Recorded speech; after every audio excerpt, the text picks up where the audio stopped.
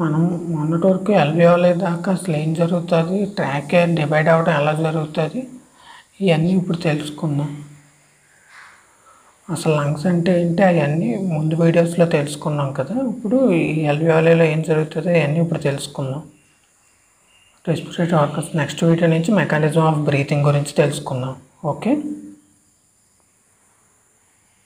Lungs. The lungs are paired cone-shaped organs in thoracic cavity. ఇవి cone shaped organs ఇక్కడ కనిపిస్తుంది కదా. ఈ షేప్లో ఉన్న లంగ్స్ అన్నీ ఇలా ప్రజెంట్ అయి ఉంటాయి. They are separated from each other by heart and other structures in mediastinum. ఆ హార్ట్ ఉండే ఆ క్యావిటీ మధ్య ఉన్న ఈ ప్లేస్ని మెడాస్టీనియం అంటారు. ఆ రెండు లంగ్స్ని హార్ట్ మెడాస్టీనియం స్పేస్ సెపరేట్ చేస్తుంది. ఒక లంగ్స్లో ట్యూమర్ వచ్చి లంగ్ కొలాప్స్ అయిపోయి డ్యామేజ్ అయిన ఇంకో లంగ్ ఎక్స్పాండ్ అయ్యి ఆ లంగ్ వర్క్ని కూడా తీసుకుంటుంది.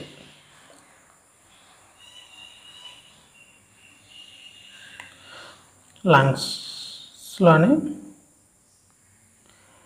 Each lung is enclosed and protected by a double layered serous membrane called pleural membrane. లంగ్స్కి రెండింటి లంగ్ అనేది ఇలా ప్రజెంట్ అయ్యి ఉంటే ఈ లంగ్ పైన డబల్ లేయర్ మెంబ్రెయిన్ అనేది ప్రజెంట్ అయ్యి ఉంటుంది. దాన్నే ఆ రెండింటిని కలిపి సిరస్ మెంబ్రెయిన్ అంటారు. ఈ పై లేయర్ని పెరైటల్ ప్లోరా అంటారు, ఈ కింద లేయర్ని విజరల్ ప్లోరా అంటారు. The superficial layer called parietal pleura lines the wall of thoracic cavity. Deep లేయర్ని దీన్ని కింద ఉన్నదాన్ని విజరల్ ప్లోరా అంటారు, ఈ పైన ఉన్నదాన్ని పెరైటల్ ప్లోరా అంటారు. Covers the lungs themselves. ఈ రెండు లంగ్స్ని కవర్ చేస్తాయి. మరి మన ట్రాకే ఎలా డివైడ్ అవుతుంది, బ్రాంకియల్ ట్రీ, దాని గురించి తెలుసుకుందాం. ఆ డయాగ్రామ్ దగ్గరికి వస్తాను మళ్ళీ.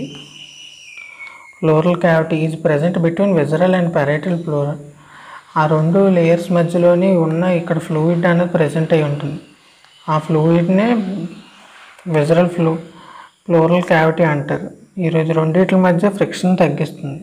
It contains small amount of lubricating plural fluid secreted by membranes. ఈ ఫ్లూయిడ్నే ఫ్రిక్షన్ తగ్గిస్తుంది. ఈ ప్లోరల్ ఫ్లూయిడ్ ఫ్రిక్షన్ తగ్గిస్తుంది.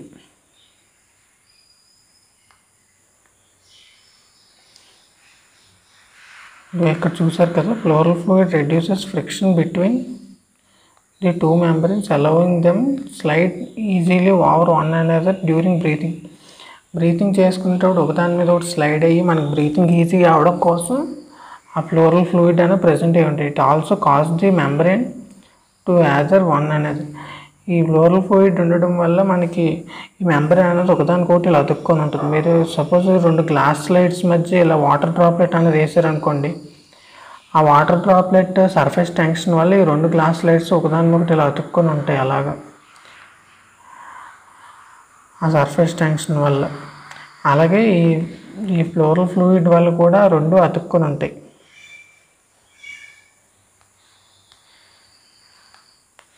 Inflammation of pleural membrane is called pleuritis అని కూడా అంటారు. ఎక్సెస్ ఫ్లూయిడ్ అనేది అక్యుములేట్ అయిపోద్ది ఆ మెంబ్రెయిన్లోని, ఆ ప్లోరల్ స్పేస్లోని. ఆ కండిషన్నే ప్లోరల్ ఎఫ్యూజన్ అని కూడా అంటారు.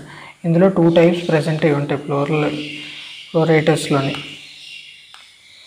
ప్లోరల్ క్యావిటీ ఎయిర్తో ఫిల్ అయితే న్యూమోథొరాక్స్, బ్లడ్తో ఫిల్ అయితే హీమోథొరాక్స్ అంటారు. మనకు ఒక క్యావిడర్లో లంగ్ అనేది ఇలా ప్రజెంట్ అయి ఉంటుంది. ఇది రైట్ లెఫ్ట్ లంగ్, ఇది రైట్ లంగ్. రైట్ లంగ్ 3 లోబ్స్గా డివైడ్ అవుతుంది. Superior lobe, middle lobe, inferior lobe. 2 fissures ద్వారా ఇది 2 లోబ్స్గా డివైడ్ అవుతుంది. ఇది ఇక్కడ చూసారు కదా, ఇది హారిజాంటల్ ఫిజర్ ఇలా ప్రజెంట్ అయి ఉన్నది.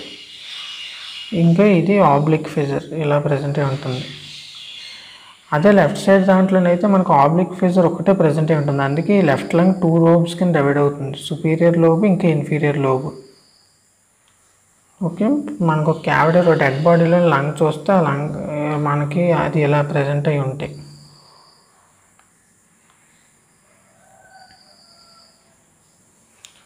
ఇక్కడ చూస్తున్నారు కదా, one or two fissures divide into each lung into 2 lobes. అదే ఈ 2 ఫిజర్స్ అనేవి లంగ్స్ని లోబ్స్గా డివైడ్ చేస్తాయి. Both lungs have oblique fissure, రెండిట్లోనూ ఆబ్లిక్ ఫిజర్ అనేది ప్రెజెంట్ అయి ఉంటుంది. ఇక్కడ లెఫ్ట్ లంగ్, ఈ రైట్ లంగ్లోని ఆబ్లిక్ ఫిజర్ అనేది ప్రెజెంట్ అయి ఉంటుంది. రైట్ లంగ్లోని హారిజాంటల్ ఫిజర్ కూడా ప్రెజెంట్ అయి ఉంటుంది. ఇక్కడ చూసారు కదా హారిజాంటల్ ఫిజర్. ఈ హారిజాంటల్ ఫిజర్ ప్రెజెంట్ అయి ఉండడం వల్ల ఈ 3 పార్ట్స్గా డివైడ్ అవుతుంది.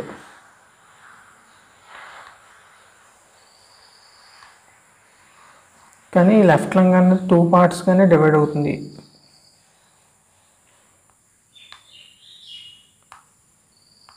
Each lobe receives own secondary bronchus. మనకి ట్రాకే అనేది ఇలా కిందకి రావడం, తర్వాత ఇటొక లంగ్కి ప్రైమరీ బ్రాంకస్కి డివైడ్ అయింది కదా. ఆ తర్వాత ఎన్ని లోబ్స్ ఉంటే అన్ని సెకండరీ బ్రాంకస్ అన్ని సెకండరీ బ్రాంకస్గా మారుతుంది. మన రైట్ లంగ్లో 3 లోబ్స్ ప్రెజెంట్ ఉన్నాయి కాబట్టి ఇక్కడ 3 బ్రాంకస్గా డివైడ్ అవుతుంది, 3 సెకండరీ బ్రాంకస్గా. లెఫ్ట్ లంగ్లో 2 లోబ్సే ప్రెజెంట్ ఉన్నాయి కాబట్టి 2 బ్రాంకస్గానే డివైడ్ అవుతుంది. ఇక్కడ చూసారంటే అక్కడ అదే రాశాడు. Right primary bronchus give rise to 3 secondary bronchi. Left primary bronchus give rise to superior and inferior secondary bronchi. అంటే 2 బ్రాంకైస్కి డివైడ్ అవుతుంది లెఫ్ట్ సైడ్.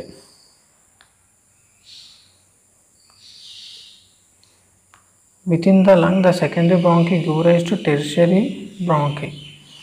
ఈ సెకండరీ బ్రాంకీ మళ్ళీ టెర్షియరీ బ్రాంకీగా డివైడ్ అవుతాయి. ఒక్కొక్క లంగ్లో 10 టెర్షియరీ బ్రాంకీస్ అనేవి ప్రజెంట్ అయి ఉంటాయి. The segment of lung tissue each tertiary bronchus supplies is called bronchopulmonary segment.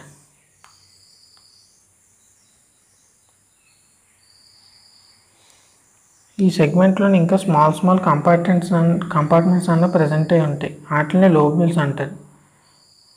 ఈ ఒక్కొక్క లోబ్యూల్లోని టెర్మినల్ బ్రాంక్యూల్స్ అన్న ప్రజెంట్ అయి ఉంటాయి.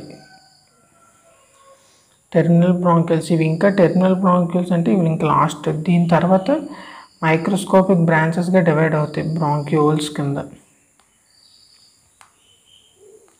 Respiratory bronchioles penetrate more deeply into the lungs. Respiratory బ్రాంక్యూల్స్ ఇంకా లంగ్స్లో చాలా డీప్గా వెళ్తాయి. ఆ తర్వాత ఈ ఎపిథీలియల్ లైనింగ్ అనేది సింపుల్ క్యూబాయిడల్ నుంచి సింపుల్ స్క్వామస్కి మారుతుంది. ఇక్కడ చూసారు కదా. Respiratory బ్రాంక్యూల్స్ in turn subdivide into several 2 నుంచి 11 అల్వియోలర్ డక్ట్స్గా మారుతాయి. ఈ అల్వియోలర్ డక్ట్స్లోనే అల్వియోలే అనేవి ప్రజెంట్ అయి ఉంటాయి. ఇక్కడ మీరు చూసారంటే ఇది డివైడ్ అయ్యి అలా కిందకు వచ్చిన తర్వాత ఇది అల్వియోలర్ డక్ట్. ఈ అల్వియోలర్ డక్ట్లోని ఈ బంచ్ ఆఫ్ గ్రేప్స్ లాగా మనకి ఈ అల్వియోలే అనేవి ప్రజెంట్ అయి ఉంటాయి. ఈ అల్వియోలర్ శాక్స్లోని ఆక్సిజన్ ఎక్స్చేంజ్ అనేది జరుగుతుంది. ఈ మెంబ్రేన్ అనేది ప్రజెంట్ అయి ఉంది కదా. ఈ మెంబ్రేన్ గురించి మనం ఇంకా డీప్గా చూద్దాం నెక్స్ట్ స్లైడ్లోని. ఇప్పుడు అల్వియోలే గురించి తెలుసుకుందాం. Alveoli around the circumference of alveolar ducts are numerous alveoli and ఎక్కువ alveoli అనేవి ప్రజెంట్ ఉంటాయి. alveolar sacs. Alveolus అనేది cup shaped out pouching lined by simple squamous epithelium and supported by thin elastic basement membrane. Simple squamous epithelium present ఉంటాయి. An alveolar sac consists of more alveoli that share a common opening. ఒక alveolar శాక్లో ఎక్కువ అల్వియోలే present అయి ఉంటాయి. ఒక common opening open చేసిందంటే ఇక్కడ చూసారనుకోండి, ఇది common opening. ఇక్కడ నుంచి వచ్చిన ఎయిర్ అంతా ఇటు ఇలాగే ట్రావెల్ అవుతుంది మొత్తం అన్ని శాక్స్ నుంచి వచ్చింది. అలా ప్రజెంట్ అయి ఉంటాయని చెప్తున్నాడు. వాల్స్ ఆఫ్ అల్వియోలీలో 2 టైప్స్ ఆఫ్ సెల్స్ ఉంటాయి. Alveolar epithelial cells. Type 1 alveolar cells squamous epithelial cells అంటారు. ఇంకా టైప్ 2 అల్వియోలర్ సెల్స్ ఉంటాయి. వీటిని సెప్టల్ సెల్స్. ఇవి కొంచెం తక్కువ ఉంటాయి టైప్ 2 అల్వియోలర్ సెల్స్. ఇవి సర్ఫాక్టెంట్ని ప్రిపేర్ చేస్తాయి. ఈ టైప్ 2 అల్వియోలర్ సెల్స్ సర్ఫాక్టెంట్ని ప్రిపేర్ చేస్తాయి. ఈ సర్ఫాక్టెంట్ గురించి కూడా మనం తెలుసుకుంది. ఇదిగో ఈ type 1 alveolar cells are main sites of gases exchange. ఈ టైప్ 1 అల్వియోలర్ సెల్స్ అన్నవి మన గ్యాసెస్ ఎక్స్చేంజ్కి యూజ్ అవుతాయి. ఇంకా టైప్ 2 alveolar cells దీన్ని cuboid leptin with free surface containing microvilli. ఇవి alveolar fluid పల్మనరీ సర్ఫెక్టెంట్ని రిలీజ్ చేస్తాయి which keeps the surface between air and the cells. రెండింటి మధ్య ఉన్న సర్ఫేస్ని మాయిస్ట్ కొంచెం తడిగా ఉంచడానికి యూజ్ అవుతుంది ఇది. Respiratory membrane. రెస్పిరేటరీ మెంబ్రెయిన్ దగ్గర నుంచి O2 and CO2 gas exchange అనేది జరుగుతుంది. The air spaces in the lungs and blood takes place by diffusion ద్వారా మనకి ఎక్స్చేంజ్ అనేది జరుగుతాయి. ఈ రెస్పిరేటరీ మెంబ్రెయిన్ అనేది చాలా సన్నగా ఉంటుంది. అది ఎలా ఉంటుందో కూడా నెక్స్ట్ డయాగ్రామ్లో చూపిస్తాను మీకు. విచ్ టుగెదర్ ఈ లంగ్స్, ఈ బ్లడ్ సెల్స్, అదే ఎపిథెలియల్ సెల్స్, ఈ రెండు కలిసి రెస్పిరేటరీ మెంబ్రెయిన్ ఫామ్ చేస్తాయి. ఇది ఈ రెస్పిరేటరీ మెంబ్రెయిన్లో 4 లేయర్స్ ఉంటాయి. ఇది ఇక్కడ మీకు కనిపించింది అనుకోండి. ఇది రెడ్ బ్లడ్ సెల్, ఇది క్యాపిలరీ ల్యూమెన్, అది బ్లడ్ క్యాపిలరీస్ ఉంటాయి కదా దాని స్పేస్ ఇది. ఇది క్యాపిలరీ ఎండోథీలియం అంటే బ్లడ్ వెజల్స్ ఉంటాయి కదా దాని cell nucleus of endothelial cells. ఇది అల్వియోలర్ ఎపిథీలియం. మనకి ఆక్సిజన్ అన్నది ఇటు నుంచి ట్రావెల్ చేసుకుని వెళ్తుంది. ఆక్సిజన్, కార్బన్ డైఆక్సైడ్ అన్నది అటు నుంచి ఇటు వస్తుంది. ఓకే, ఏది 0.5 మైక్రోమీటరే ప్రజెంట్ అయి ఉంటుంది. అంటే ఇది చాలా చిన్నగా ఉంటుంది. అంటే 1/16th పార్ట్ ఆఫ్ ఆర్బీసీ. అంటే ఆర్బీసీ మెంబ్రెయిన్ కన్నా ఆర్బీసీ మెంబ్రెయిన్ డోనాన్స్ మెంబ్రెయిన్ అంటారు. ఆ మెంబ్రెయిన్ కన్నా ఇది 1/16th పార్ట్ ఉంటుంది. అంత సన్నగా ఉండడం వల్ల గ్యాసెస్ ఎక్స్చేంజ్ అనేది బాగా జరుగుతుంది. ఇది టైప్ 1, టైప్ 2 అల్వియోలర్ సెల్స్ అన్నవి వీటిల్లోనూ ఇది బేస్మెంట్ మెంబ్రెయిన్ తయారవడంలో యూజ్ అవుతాయి. టైప్ 1, టైప్ 2 అల్వియోలర్ సెల్స్, ఇంకా ఎపిథీలియల్ బేస్మెంట్ మెంబ్రెయిన్, ఈ రెండు కలిసి ఫామ్ చేసిన దాన్ని ఫ్యూజ్డ్ బేస్మెంట్ మెంబ్రెయిన్ అంటారు. ఇది ఇక్కడ కనిపిస్తుంది కదా, ఇదే ఫ్యూజ్డ్ బేస్మెంట్ మెంబ్రెయిన్. ఈ capillary basement membrane that is often used as epithelial basement membrane. ఇంక ఈ క్యాపిలరీ బేస్మెంట్ మెంబ్రెయిన్ కూడా ఇందులో ఇది ఫామ్ అవడంలో యూజ్ అవుతుంది. క్యాపిలరీ ఎండోథీలియం, ఈ 4 లేయర్స్ కలిసి మనకు ఆ basement membrane, respiratory membrane form చేస్తాయి. అదే డయాగ్రామ్ ఇక్కడ కొంచెం పెద్దగా కనిపించింది. ఇవి ఇక్కడ 0.5 మైక్రోమీటర్స్ అంటే చాలా సన్నగా ఉంటుంది ఈ లేయర్. అందుకే గ్యాసెస్ ఎక్స్చేంజ్ అనేది ఈజీగా జరుగుతుంది. ఇది బ్లడ్ వెజల్. ఈ బ్లడ్ వెజల్ ఇటుపక్క ఉన్నదేమో ఎల్వియోలై. ఇటు నుంచి మనకి గ్యాస్ అన్నది O2 అన్నది లోపలికి వెళ్తే అటు నుంచి కార్బన్ డైఆక్సైడ్ అన్నది బయటకు వస్తుంది. ఈ డయాగ్రామ్లో చూపిస్తారు. అల్వియోలర్ క్యావిటీ, ఎయిర్ అన్నది O2 అనేది లోపలికి వస్తే కార్బన్ డైఆక్సైడ్ అనేది ఇలా బయటకు వెళ్ళిపోతుంది. It is very thin. ఈ బేస్మెంట్ మెంబ్రెయిన్ చాలా సన్నగా ఉంటుంది. ఇదిగో 1/16th part diameter of RBC. ఈ ఆర్బీసీస్ బ్లడ్ సెల్స్ ఉన్నాయి కదా, ఈ ఆర్బీసీ బ్లడ్ సెల్ మెంబ్రెయిన్ కన్నా 1/16th పార్ట్ ఉంటుంది ఈ బేస్మెంట్ మెంబ్రెయిన్. అంత చిన్నగా ఉండటం వల్ల ర్యాపిడ్ డిఫ్యూజన్, స్పీడ్గా గ్యాసెస్ అన్న డిఫ్యూజన్ జరుగుతుంది. It is been estimated that ఒక అల్వియోలీలో ఒక లంగ్స్లోని 300 మిలియన్ అల్వియోలీ ప్రజెంట్ అయ్యి ఉండొచ్చు అని ఎస్టిమేషన్. అది ఎవరు లెక్క పెట్టలేరు. ఎస్టిమేషన్ బట్టి 300 మిలియన్ అల్వియోలీ ప్రజెంట్ అయ్యి ఉండొచ్చు అనుకుంటున్నారు. ఈ 70 మీటర్ స్క్వేర్ ఏరియాని ఇస్తారు. 70 metre square area gases exchange అంటే చాలా పెద్దది. మనం ఇంత ఎక్కువ ఏరియాని కూడా వాడాం మన లంగ్స్ అన్నవి.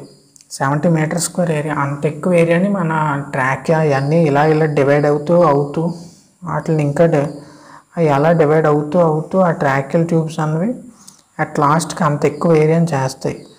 అంత ఎక్కువ ఏరియా అనేది మనకి అంత ఎక్కువ ఏరియా చేయడం వల్ల మన గ్యాసెస్ ఎక్స్చేంజ్ అనేది చాలా ఈజీగా జరుగుతుంది. ఓకే, వీడియో అయిపోయింది. నెక్స్ట్ వీడియోలో కలుద్దాం. నెక్స్ట్ వీడియో కూడా ఇంట్రెస్టింగ్ ఉంటుంది, మిస్ అవ్వద్దు. వీడియో నచ్చితే లైక్ చేయండి, కామెంట్ చేయండి, వీడియోని షేర్ చేయండి. లాస్ట్ ఈ ఛానల్ సబ్స్క్రైబ్ చేయండి. సబ్స్క్రైబ్ చేసుకోండి. ఏ వీడియో పెట్టినా నోటిఫికేషన్ బెల్ని కూడా యాక్టివేట్ చేసుకోండి. ఓకే.